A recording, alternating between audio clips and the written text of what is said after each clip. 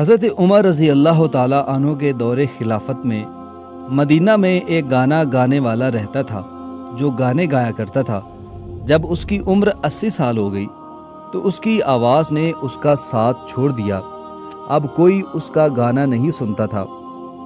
گھر میں فقر و فاقے نے ڈیرے ڈال لیے، ایک ایک کر کے گھر کا سارا سامان بک گیا۔ آخر تنگ آ کر وہ شخص جنت البقیع میں گیا اور بے اختیار اللہ کو پکارنے لگا، یا اللہ، اب تو تجھے پکارنے کے سوا کوئی راستہ نہیں بچا۔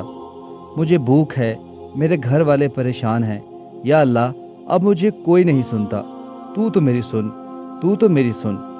میں تنگ دست ہوں، تیرے سوا میرے حال سے کوئی واقف نہیں۔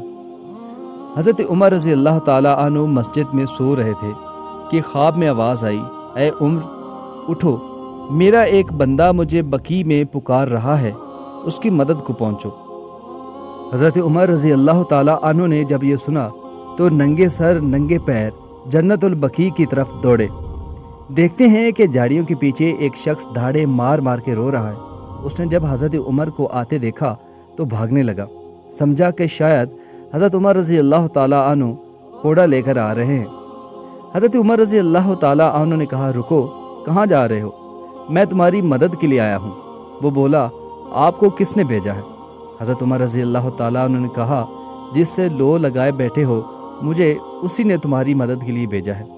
یہ سننا تھا، وہ شخص گھٹنوں کے بل گرا اور دھاڑے مار مار کر رونے لگا اور کہنے لگا، یا اللہ، ساری زندگی تیری نافرمانی کی، تجھے بھلائے رکھا، یاد بھی کیا تو روٹی کے لیے، اور تو نے اس پر بھی لبیک کہا اور میری مدد کے لیے اپنے اتنے عظیم بندے کو بھیجا۔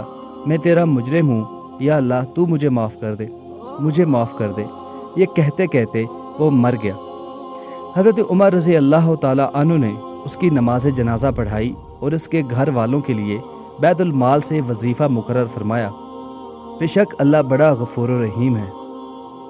دوستو، یہ خوبصورت سا واقعہ آپ کو اچھا لگا ہو تو ویڈیو کو لائک ضرور کر دیجیے گا۔